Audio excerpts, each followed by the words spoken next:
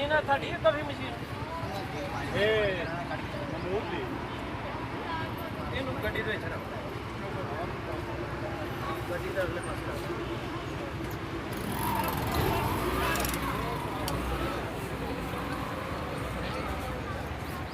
ਬਸ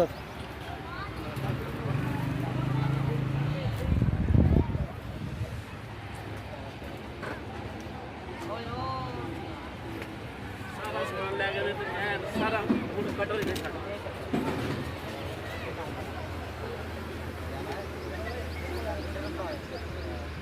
ਰੱਸੀ ਨਹੀਂ ਪਹੁੰਚਦੀ ਪਈ ਸੀ ਸਾਰੇ ਗਵਾ